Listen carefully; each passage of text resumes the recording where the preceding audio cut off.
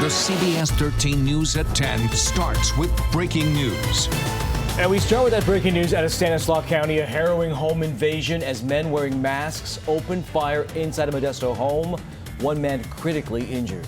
Investigators say 3 armed men wearing ski masks entered the home on Vito Avenue just off Highway 99 in Modesto in a targeted attack. CBS 13 was the first on the scene where that investigation is underway right now. That's where we find CBS 13's Ashley Sharp with what we know right now. Ashley. Hey guys, yeah, well, this whole stretch of Vito Avenue in this neighborhood is blocked off by police right now. This is as close as we can get to the scene of this home where that home invasion occurred about 6:30 this evening. You can see the front door is open. Investigators have been going in and out tonight collecting evidence. Now, they say that 3 suspects entered that home looking for the family who lives here and opened fire. Police told me at least 1 suspect was armed with a long gun.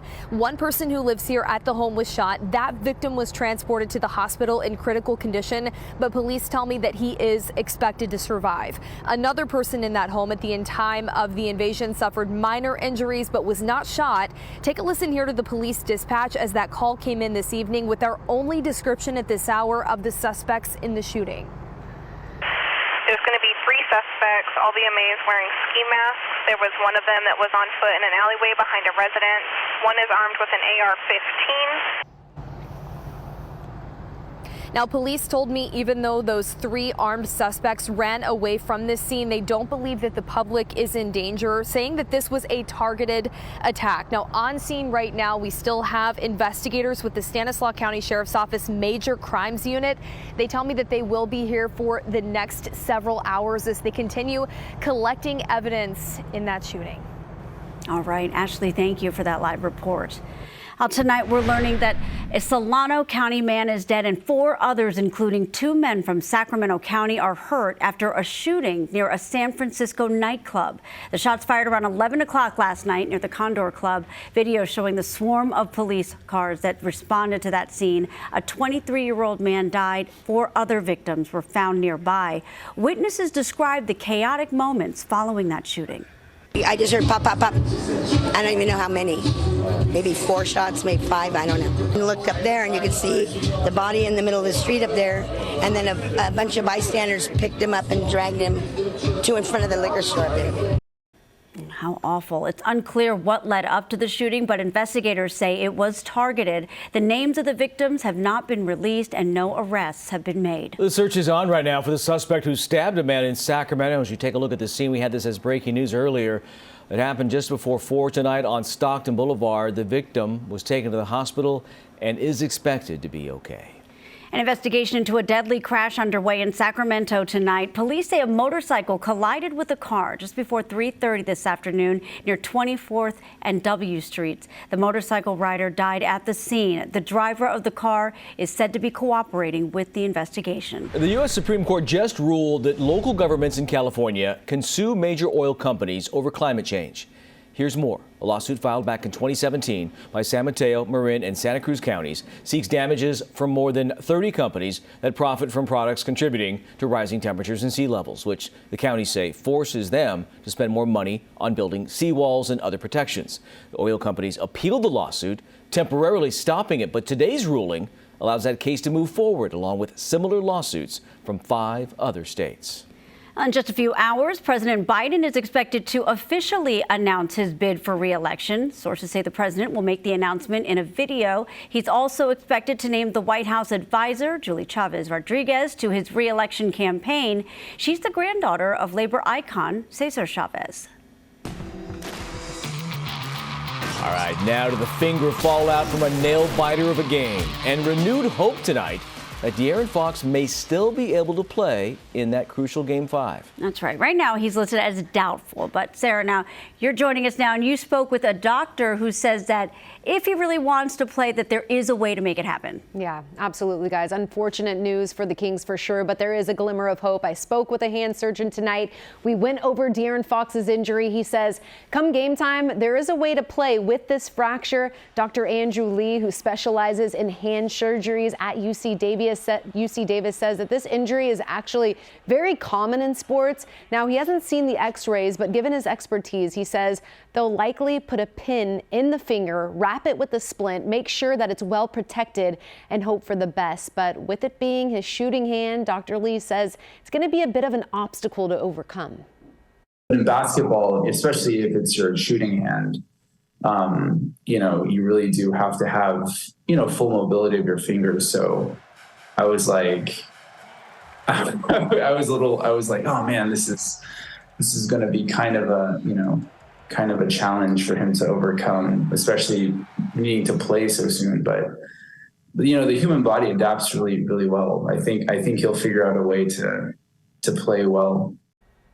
The Kings are used to challenges, right? If he does play, I'm sure that they're going to figure out a way to use him the best way they can. Not the news that you wanted to hear with the series tied at 2, but this is their reality. Other guys are going to have to step up, you guys, and they don't have much long to figure it out. Game time Wednesday at 7 p.m. So against the defending champs. They've dealt with adversity before, like you said, but hopefully it'll work. All right, Sarah, thanks. Interesting take from the doc tonight. Now, fans on edge, obviously, over this whole thing, over the injury and the possibility of losing Swipa in this series, which basically is now down to a best of 3, right? First team to grab 2 wins moves on. So we tracked reaction from fans in Doko tonight and got some mixed reactions. Listen. We don't stand a chance. Why is that? Because he's the best player. He's a clutch player, but I know that we got other players that can step up, and I'm confident that we can win Game 5. Yeah, we like that second answer better than the first. We're just under 48 hours away from Game 5. Going to happen Wednesday at G1C. Tip-off set for 7. Game 6 moves back to Chase Center in San Francisco. Time for that has not yet been set. Game 7 time has not been set if there needs to be a Game 7, which would happen Sunday. Back here at Golden One Center. We'll be tracking De'Aaron's condition, of course. For the latest, go to our website, cbs13.com. Now let's get you to our first alert forecast. Fire crews in Nevada City busy today after 2 burn pile fires got out of control. The first happening on Scotts Flat Road, the second on James Lane. Both fires were quickly knocked down, though. So the fire danger is increasing, right? As the temperatures rise in just a couple days, parts of Northern California will hit 90 degrees for the first time this year. Christine Hansen is here tracking this heat up for us. Christine? It is going to be a warm week, warm to hot, near record-breaking temperatures. We started seeing those warm temperatures over the weekend. We're continuing that trend. Today we were in the low 80s. We'll be in the mid 80s tomorrow. And then we're headed up closer to 90 degrees, maybe even a few degrees warmer. And it's going to stay with us for a couple of days, this heat. Our record-breaking temperatures are in the low 90s right now, but by the end of the week, those will be closer to 100. I don't expect to break any records by the end of the week. But look at what this means for the Sierra snowpack.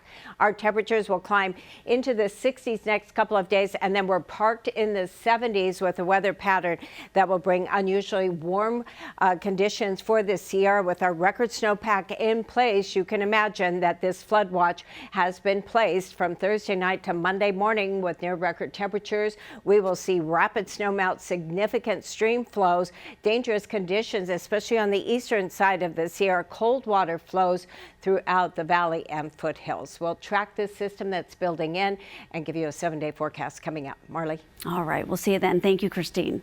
Tonight, rescue crews bracing for more calls as people head out to local rivers to get relief from the heat. Tonight, we're getting answers on the steps boaters should take before they ever pull away from the dock. The weather is warming up, and that has many people eager to take their boats out on the water for the first time this season. It's definitely cold. Hasib Iqbal is launching his jet ski at the Discovery Park boat launch, which just opened last week after being flooded for months from winter storms. We see a lot of logs, a lot of garbage, a lot of debris for now. And local rescue crews have a river warning. You just really need to be careful around the water this year. Sacramento Fire Captain Justin Sylvia is urging people to take some simple steps before setting sail. Make sure that your boat is fully functional. It runs. Start it on the dock. Make sure that your motor fires up. Make sure your plugs are in. It's an effort to prevent calls like this. Monday evening, crews dispatched a full water rescue response to the Sacramento River with more than 18 firefighters. But when they arrived, there was no one hurt, and it was just a mechanical malfunction. The boat became stranded.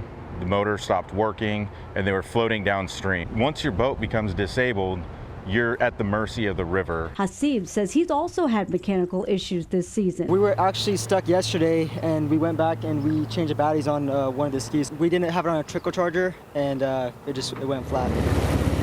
A water warning as people try to beat the heat in the coming weeks. We have very, very high flows right now, and the river is up. There are downed trees that you may not be able to see at a surface level, but they're down there. And this gives you some perspective. Downtown Sacramento river levels are currently 8 feet higher than they were this same time last year. Let's stay on topic and go to Sutter County now. Boat patrols were out in force this weekend on the Sacramento and Feather rivers. The river's packed with boats participating in the annual NorCal Guides and Sportsman Striper Derby. The sheriff's office says they inspected about 200 boats in 2 days. 3 boats were removed from the water for safety violations, and 1 citation was issued. Of course, to stay up to date on the rising temperatures and its impact on our local waterways, just go to our website, cbs13.com. The Woodland community came together tonight holding a memorial for a woman and her granddaughter allegedly killed by a 13-year-old. Tina Vital was on her way to the movies with her children and 4-year-old granddaughter when police say the joyriding teen crashed into their car earlier this month. He's now facing 13 counts, including vehicular manslaughter and negligence.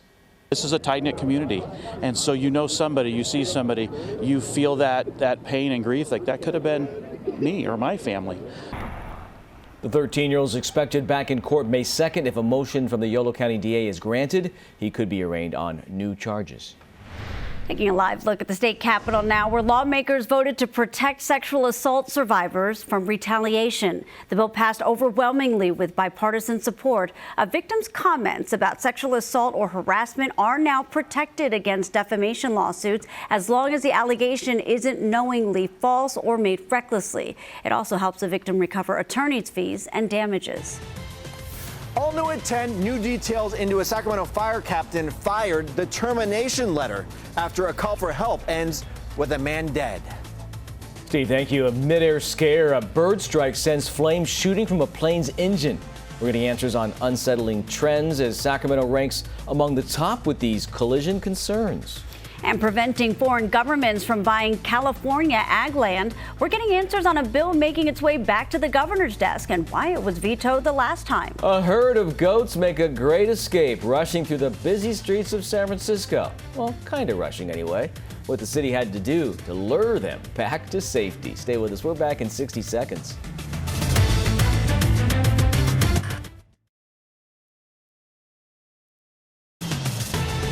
Welcome you back to the CBS 13 News at 10. A remote rescue in Placer County after a crash involving a UTV. CAL FIRE sent us these pictures from yesterday afternoon along Bell Road. One person trapped under the vehicle. No word on their injuries. California Wildlife Agency is on high alert over an endangered bird after avian flu infected domestic and wild birds across the country. There are now concerns over condors in California. The virus is blamed in the deaths of several California condors. There are less than 350 of those birds, with only 183 in California. Fireballs striking fear in the skies as bird strikes forced an American Airlines jet to turn around. This happened in Ohio on Sunday, but bird strikes are nothing new for Sacramento air travelers. We routinely rank in the top 3 when it comes to how often it happens. Tonight we're getting answers on the collision concern that's on the rise. Mayday, mayday, mayday. American 1958, we had a bird strike and an engine failure. That's how it looked on radar. Here's how it looked in real time, from the ground on the left and the view from a window seat on your right. As you can guess, passengers on board the American Airlines flight bound for Phoenix were rattled. Immediately the mood changed. Like everyone stopped talking. We all got quiet. We all kind of did that look around. Bird strikes are happening more often, in part because of conservation efforts and planes being made with quieter engines. From last year to this year, they're up a third, so it's really quite dramatic. But it's also really quite rare, even at Sac International, which sits under the Pacific Flyway, a major bird migration route, for bird strikes to force a plane to turn around. Sacramento International Airport averages around 150 bird strikes each year, but in 90% of those cases, the passenger would have no idea. It doesn't affect the airline's flight. The airport has a team of wildlife experts that try and prevent strikes, but they can only scare away the birds on the airport grounds. Most collisions occur a few miles from the runway. When do most bird strikes occur at Sac International and other airports in general? Most happen during landing. 36% happen during takeoff. Just 3% occur in midair. The beauty of natural flight meeting the power of man-made machinery. Sharing the skies, thankfully, mostly, with peaceful results. But as we were reminded with extreme drama, right, by the Sully Sullenberger post-bird strike splashdown that was back in 2009, when it does happen, it can be downright frightening. And out of First Alert Weather, got some new video that shows a field filled with flowers in San Luis Obispo County. Isn't that beautiful? Just a sea of color as far as you can see. Those flowers popping up across the state as we have these temperatures rising. Great to see. That's Meteorologist beautiful. Christine Hansen is here with us now. We're going to see more of that, aren't we? Lots of nice pictures, no doubt, right? Pretty. Yeah, and we always think of poppies around our area, right, for spring. Well, we're already into summer, so I don't know how long these poppies are going to last for us, but some wildflowers so beautiful. Let's just not fry them too soon, right? Here's what's ahead. Gusty winds developing overnight tonight through tomorrow. That's because we are seeing a transitional weather pattern that's going to transition from the cooler temperatures we saw a week ago to the warm weather we're seeing now to somewhat almost hot temperatures. So we'll still be above average all the way through the week. And then we're turning our attention to 90s. They're right around the corner. We'll tell you when we can expect those. And of course, with the warm temperatures up in the mountains, we expect rapid Sierra snow melt. We were basically cloud free throughout the day today. Just a few high thin clouds rolling in overhead right now. A bigger picture does show the weather pattern out in the Pacific. You can kind of see this ridge as all of this moisture runs into that ridge. It shreds apart and moves up and over. This is why the weather will heat up. We've got this low pressure system digging farther south. This system still offshore. We have breezy conditions in between, those northwest winds picking up overnight tonight. They'll be with us throughout much of the afternoon tomorrow. As this builds and then begins to park right over us, nothing coming in, nothing moving on either side. So we're going to swelter for this time of year anyway under unseasonably very warm temperatures. So our winds are fairly light right now, but overnight as that pattern develops, you can see some stronger winds by tomorrow morning. These are wind gusts. Our winds themselves 10 to 15 miles per hour out of the northwest, but wind gusts up to 30 miles per hour. And they stay with us throughout much of the day. So you probably put up some lawn furniture and umbrellas. You may want to bring those down tomorrow morning. And you'll see that the winds are still up by 3 o'clock and finally starting to subside a little bit by tomorrow evening. 24-hour change up and down just a couple of degrees. Our temperatures in the 50s and 60s right now. And our winds again, future wind gusts, as you saw, will be up to 30 miles per hour. Here's your forecast. Breezy overnight, clear skies, 51 to 55. Tomorrow we're looking for sunshine but gusty winds, 82 to 86. Next forecast for the rest of Northern California, breezy conditions in the Bay. Here in the Valley up to 85, 77 in the foothills and 59 degrees in the Sierra. Not too bad right now, but Tony, the 7-day forecast, I'm not saying 90s are bad, but at this point in time, we're looking for a little more gradual warm up, especially for Sierra snow melt. Yeah, no we'll doubt. have that coming out. In the meantime, pool party. Okay. I Thanks, think Christine. the pool's ready. Yeah, the cold pool party. After 7 months, the person who won $1.5 million playing Powerball in the Bay Area just stepped forward, and it's been nice working here. I'll see y'all later. Hey, no. Well, the deadline to claim the cash was today. Yeah, I guess they had to sit on it for just a little bit and take it all in. The ticket was sold at a Los Gatos gas station back in October. Lottery officials say the ticket was one of 2 that matched the winning numbers, but didn't match the Powerball number. That winner still has not been identified, unless Tony just really means it. I got a $2 winner, so I am Oh, there you go. I am here for a while. All right, coming up at 10, Tucker tossed. New details on why the highest-rated host on Fox is out. And things heating up at Disney after a dragon prop catches fire. Now, big changes at the happiest place on earth to make sure it doesn't happen again. Vegas gamblers feeling the need for speed. The move just made that could pave the way for a new rapid rail service to Sin City. Watch CBS News Sacramento on Pluto TV. It's so easy. Go to cbs13.com/Pluto TV for step-by-step instructions.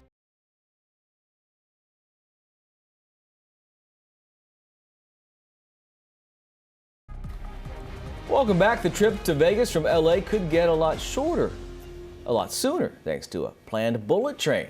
A bipartisan congressional group of Nevada and California lawmakers wrote a letter to the Biden administration asking to fast-track federal funds. The proposed plan to lay tracks along the Interstate I-15 corridor is projected to cost $10 billion. Jamba Juice was just ordered to pay $143,000 in a statewide case involving Yolo County. The district attorney there, along with the DA in Santa Cruz, sued the company for misleading ads. They say the smoothie chain failed to disclose important information for customers to receive food and drink discounts, and a judge agreed. Jamba Juice says it has since changed its store advertising. Honey, have you seen my Bed Bath & Beyond coupon, the one that comes every day in the mail? Well, you have until Wednesday to use it. Yeah, that's when the retailer will stop honoring them ahead of closings all stores by the end of June. So the company filed for Chapter 11 bankruptcy, you might know, on Sunday, announcing deep discounts on their merchandise starting this week. Now, Disney is slashing thousands of jobs this week in its second wave of layoffs. About 7,000 jobs are set to be eliminated, impacting the company's parks as well as ESPN. A third and final wave of layoffs is expected before the beginning of summer. First Republic Bank announced it expects to cut its workforce by 20 to 25% this quarter. The announcement comes as First Republic reported a 41% decline in deposits in the first quarter. According to the bank, deposit activity dropped after the collapse of Silicon Valley Bank last month. Now to goats on the lam in San Fran. A herd making their great escape, running loose on busy city streets. Goats on the lam. Did you think of that? Did our producer No. Sam think of that? Somebody brilliant thought of that. Right. Dion Lim has the rush to corral the wayward livestock. Check it out. Dog walker Stephen Hing shared this video with us, which shows one of his client's dogs whining and whimpering while walking near Francisco Park on Thursday afternoon. Turns out it was at the site of these working goats blocking traffic along Bay Street and even stopping at a stop sign. The herd of about 35 from City Grazing were clearing poison oak and invasive plants from the park when an unknown person cut a hole into their enclosure. Genevieve Church with City Grazing says the goats then became agitated and confused, making their way down toward the water, then back up the hill again. She thanks the city's Parks and Rec Department and SFPD for their help. Since the organization uses rewards-based training, an employee of City Goats was able to lure the herd back to safety with a bale of hay. We're told the goats are all healthy and happy and were spotted Sunday relaxing in the sunshine.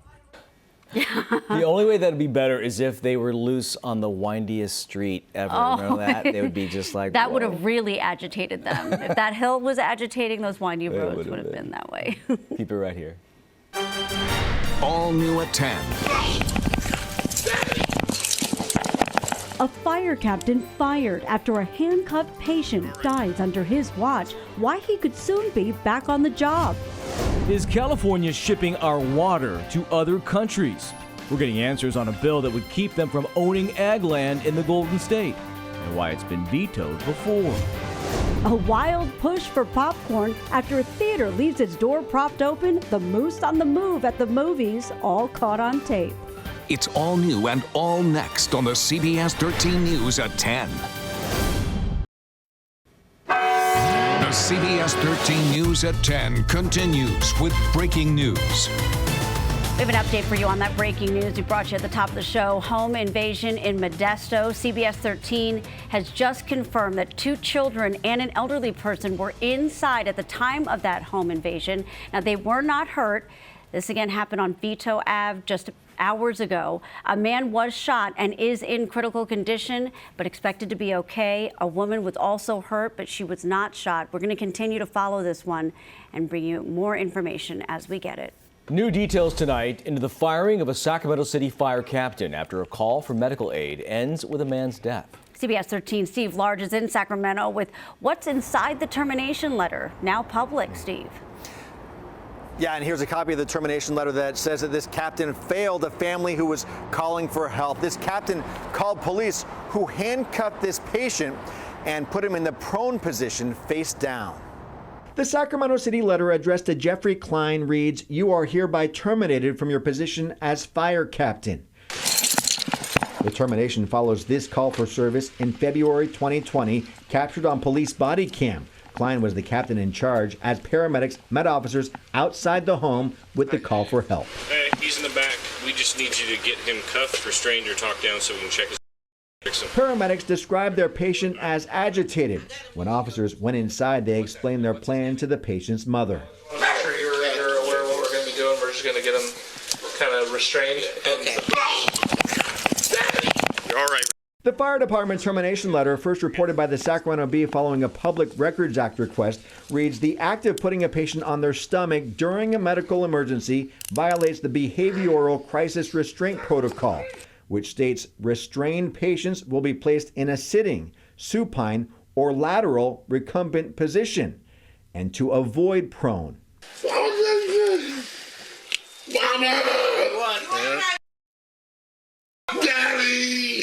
The police body camera audio of the patient calling for help is also documented in the termination letter, reading the patient shouted, "I can't breathe. Mama, Daddy."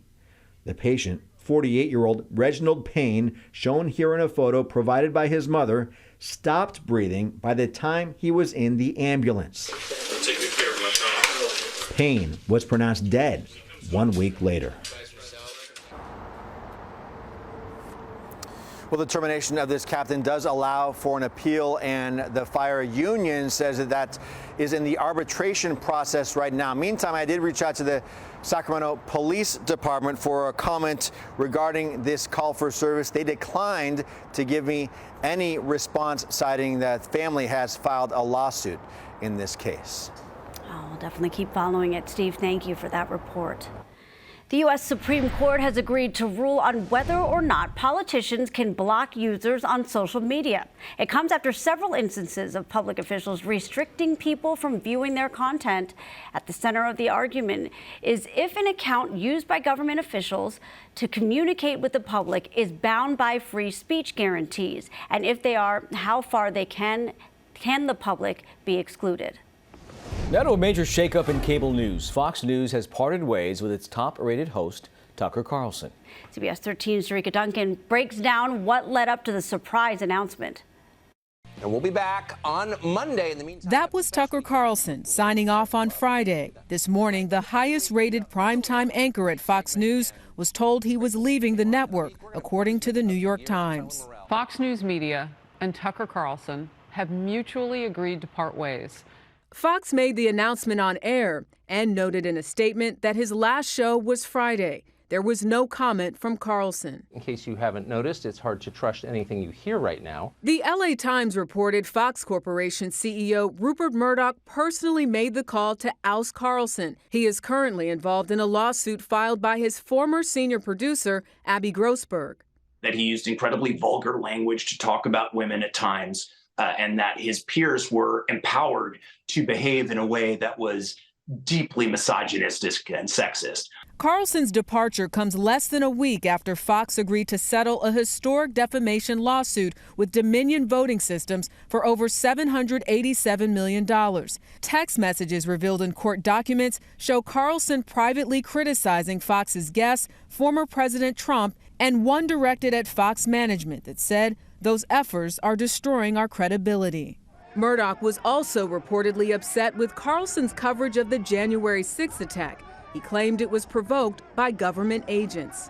The 53-year-old has gone relatively unchecked for years, making controversial comments about race and immigration. Really? I'm a talk show host. It's like I can have any opinion I want. Now, this comes the same day after CNN fired longtime host Don Lemon after 17 years at the network. The announcement coming just hours after his show wrapped. Lemon began losing support inside CNN back in February after saying that Republican presidential candidate Nikki Haley, at 51 years old, isn't in her prime. A woman is considered to be in her prime in her 20s and 30s and maybe 40s. Now, in a tweet, Lemon wrote that he is stunned. CNN says they parted ways amicably.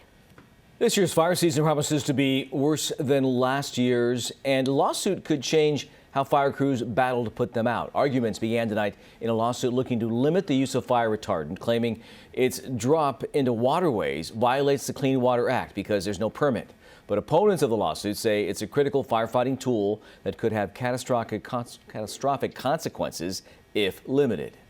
It's very hurtful for people that have gone through this to listen to people say, well, this could get into some waterways and hurt a few fish. Fish are not more important than people. It could take more than 2 years before California Forest Services are able to get a permit to drop near water. Now, Disney is temporarily canceling certain special effects at its shows. Disney says it will temporarily suspend fire effects after an animatronic dragon caught fire this weekend. The fire prompted emergency evacuations of parts of Disneyland in California here. Well, no injuries were reported, though. The cause of the fire is still being investigated. A bill that would ban tackle football for kids under 12 won't be moving forward in Citrus Heights, at least for this year. The Citrus Heights Sentinel says the bill was removed due to public outcry. It won't be heard again until January 2024. In the Bay Area, students and parents are pushing back over the possibility of a teacher strike. Teachers in Oakland are demanding more money than the district is willing to pay. And now educators are deciding whether they should strike. If the strike happens, students could suffer from the impact, as it could take a toll on their final grades. Right now I'm doing my final project, and I don't know how that's going to work out because we only have like a week if it does happen. And I don't know what my grade is going to be if I don't finish it. Officials say there's no telling if a strike will happen or whether the threat is a part of a bargaining strategy. Straight ahead here at 10, keeping California ag land local. We're getting answers on a bill preventing foreign governments from buying up the state's land. And move over for this moose, how he managed to barge into a movie theater and help himself to the snacks. Hey, you guys see more of that video. And coming up at 11, a pilot saved after going into cardiac arrest. Hear from the men who jumped into action to revive him. Christine, over to you. All right, we're talking about sunshine, warm temperatures. Take a look at where we were today. Checking in with readings that were still 5 to 10 degrees above average, but looking pretty nice. 79 in Beckville, 81 Sacramento, Stockton, and Modesto. Nice up in the foothills. Not too hot in the Sierra. Things are changing. We're going to see well above average near record-breaking temperatures for the week. We'll have that complete first alert forecast coming up. Well, is California essentially shipping our water to other countries? That's one argument behind a bill that would prohibit foreign governments from owning ag land in the Golden State. CBS 13's Julie Watts is getting answers on a bill the governor already vetoed once. That's right. This bill passed the state legislature without a single no vote last year. Then the governor vetoed it. But as the state faces increasing concerns over foreign-owned land, this bill is making its way back to the governor's desk. This bill is simply about foreign governments. It's not about foreign investors. Senator Melissa Hurtado made the case for her bill to the Senate Ag Committee again. This is the first step towards greater transparency. Her bill, like the one she introduced last year, has two primary components. It prevents foreign governments from owning or otherwise controlling farmland, and it requires the state to compile a report on where and why governments currently own land. According to the USDA, foreign investors hold over 1 million acres of ag land in California, accounting for 2.8% of California's total ag land. There's not a overwhelming amount of foreign ownership. That was among the arguments in opposition from the ag and business organizations who argued the legislation would be disruptive, noting friendly countries like Canada own much of California's foreign-owned land. However, Saudi Arabia land purchases in western states like California and Arizona are making headlines and fueling concerns over water rights. We cannot afford to give our water away, frankly, to anyone, let alone the Saudis, for free. Chris Mays, Arizona's attorney general, points to alfalfa fields like these, telling CBS News it's illegal to grow alfalfa in Saudi Arabia because it takes too much water, so foreign companies are growing it here in California and Arizona with U.S. water, then shipping it back overseas. Obviously, I'm not giving up. In light of increasing concerns, Hurtado reintroduced her bill this year with a minor change. After the governor's veto message cited the burden data collection would put on California's ag department, the revised bill requires the State Office of Emergency Services to track foreign-owned land instead. The bill passed its second committee and has one more before it heads back to the Senate floor. More than a dozen states already have restrictions on foreign entities owning ag land. Julie, thank you. If you give a moose a muffin, he asks for popcorn. You prop open the door to a movie theater in Alaska to let some fresh air in, this might happen. Check out this moose on the loose. Not looking for a matinee, but something to munch on. I smell popcorn somewhere, and it's right to my right. Does it have extra butter? I'll eat it anyway. Gotta love the look on the person behind the counter, right? She was on the phone for a while, and then she was like, okay, I work in Alaska, so this is a thing. Just another day. Roll credits, the moose let himself out. I love that. Oh, that's a big guy, too. And then he just kind of walks out when he's done eating. I guess he got full. Well, a much smaller critter, there he goes. A much smaller critter let himself in and huddled next to some whiskey. The call originally came in as a raccoon on the loose, but this is a badger. Yes, it is. Found inside a Shell Beach convenience store that's down near Pismo Beach. And as you can see, this little guy was shown the door. Yeah, couldn't stay there. Yeah, when I huddled next to some whiskey, I was shown the door too. Especially when they found you under the sink like that, right? That's what whiskey will do to you. What kind of creature is that? I just don't think there's much nudging with mooses. That's true. Yeah. No. Have all the popcorn you want, buddy. Yeah, whatever. Enjoy the movie. Have all the sunshine we want, Christine. Yes, just good. fasting. We're going to give you all the sunshine you want and need coming up over the next couple of days. Let's take a look at what's ahead. First of all, you know temperatures have been slightly above average. We would typically see some really pleasant 70s, which we have seen, but right now, today, we saw temperatures in the low 80s. We showed you some of our high temperatures from weather watchers that indicated everybody running in the upper 70s, low 80s today. Tomorrow, we're going to push those temperatures up just a few more degrees as we move through the week. A warm evening outside for all of the advanced King pregame activities, and then 90 degrees for Thursday, 92 Friday. So we're going to keep it warm, above average temperatures by 15 to 20 degrees over the next couple of days. Here's why. We have this system drift off to the east of us, and then this system will kind of open the door for that system to move right in. We got cooler air just sort of bookending this system, so it's not going anywhere. It's building. As it does build, we see the winds out of the northwest, and those will strengthen over the next couple of hours. Overnight tonight, we'll see wind gusts up to 30 miles per hour.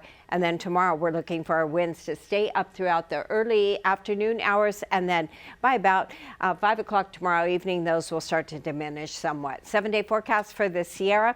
As you can see, also very warm temperatures and well above average daytime temperatures. So we do have this flood watch in effect starting Thursday night as some of that record snowpack really begins to melt during that warm up over the weekend. Bay Area forecast, we're looking for winds out of the west, not too strong tomorrow, 5 to 15 mile per hour winds, a high temperature of 66 in San Francisco.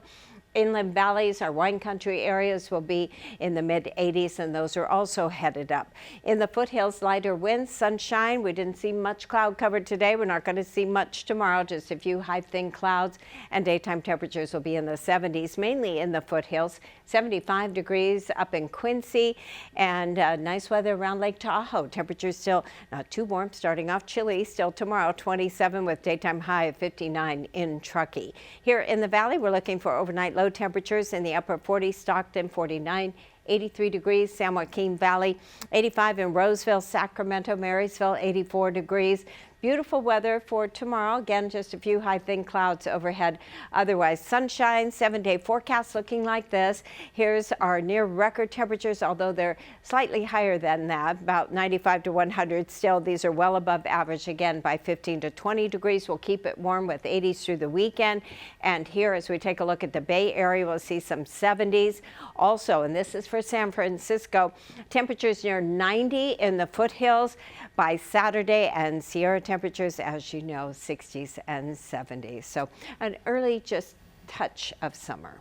We like just it. A little. Just a touch. Yeah, why not? Christine, thanks. What does the Fox say? Maybe that he'll play. De'Aaron Fox, with or without him, someone's going to have to step up, right? Sarah's going to break it down and talk about crucial Game 5. That's coming up next. Now, the Xfinity Sports Zone. What's up, sports fans? Sarah Hodges with you. This afternoon, Kings fans got some gut-wrenching news. De'Aaron Fox listed as doubtful for Game 5 after fracturing the tip of his left index finger. It happened on this play right here in Game 4. Just looks like a routine layup, but Kevon Looney got the tip of his finger trying to block his shot, and that contact resulting in a fracture. You can see him trying to sort of shake it off. There's a chance Foxy does still play. I'm sure We won't know until game day. Not the ideal situation with the series tied at 2 games apiece against the defending champs. From there, the Kings just need to adjust. Expect a lot of the load to be put on their other all-star in Domantas Sabonis. He hasn't been playing up to the level that we're used to seeing. The Warriors have done a great job of keeping him away from the rim. You may have noticed him settling for shots a few feet away from the basket, and I truly believe that's been throwing him off all series long. Davion Mitchell will likely play the majority of the minutes, and you never know, that may work well for Sacramento, because if you watch this series at all, then you know Off Night has been making sure Steph Curry feels him all game long. Coach says downing the Dubs is going to have to be a team effort. You have to take pride in playing a certain way for 48 minutes, and it ain't going to be easy. You know, and at the end of the day, if we can't do it, it's going to be tough on us. You're going to have to knock these guys out. You can't rely on the referee, because if I'm a referee, the shots that we're taking at the rim in transition, I ain't calling neither. Coach wants the guys to stop the complaining, get back on defense. Big game 5 on Wednesday. Tip-off set for 7. Coming up at 11 in sports, we're going to hit the diamond. The Giants got the bats hot late.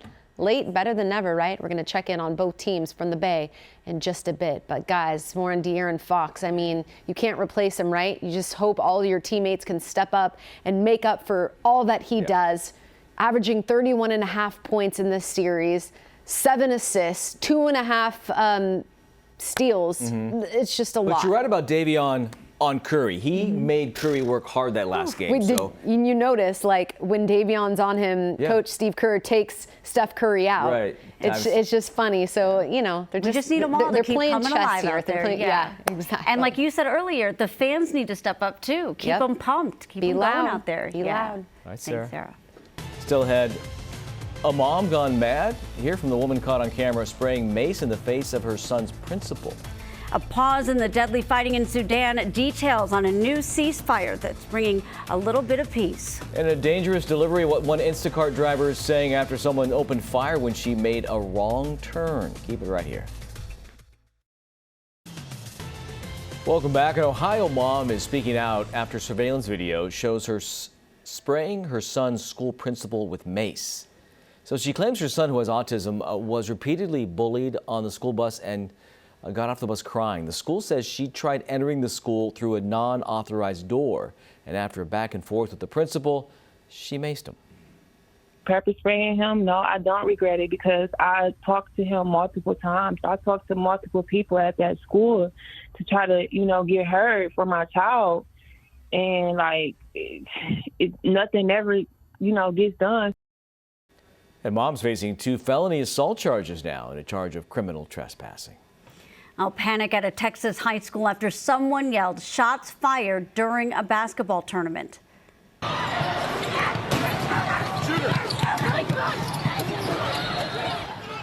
The incident started after a parent and an opposing coach got into an argument and then were asked to leave the field house. One of them went to their car and got a gun. That's when someone yelled, causing the panic. Police say no shots were actually ever fired, but the loud noise came from a man who tripped over a table. More than 800 people have been killed since fighting in Sudan began just over a week ago. A power struggle between 2 generals has turned the capital into a war zone and led to mass evacuations. CBS 13's Nicole Skanga has the details on a new ceasefire. Governments around the world are pulling their citizens out of Sudan as 2 rival generals escalate their fight for control of Africa's 3rd largest country. We have deployed U.S. intelligence, surveillance, and reconnaissance assets to support land evacuation routes, which Americans are using. Several dozen Americans were part of a UN convoy that journeyed more than 500 miles from the capital city of Khartoum to Port Sudan in the Red Sea. On Saturday, the Navy's SEAL Team 6 helped airlift nearly 90 people out of the U.S. Embassy. He doesn't show it if he's terrified. There are still thousands of U.S. citizens in Sudan, including Mohammed Ahmed. His wife, JC, says he was there for his father's funeral. There are times where he's having to make me feel better, and then I feel bad, but He's Sudan strong. Italian evacuee Costanza Mutafu says she never expected fighting this intense. For the past 8 days, it was continuously bombing and firing and shooting, and there were very few moments of silence. A 72-hour ceasefire began at midnight local time. Foreign officials hope they can use the time to slow the fighting and organize humanitarian efforts. We must all do everything within our power to pull Sudan back from the edge of the abyss. Locals are concerned once the evacuees are gone, the fighting will only get worse. Secretary of State Antony Blinken helped broker the ceasefire. He says most U.S. citizens in Sudan are dual nationals who have not asked for help to leave.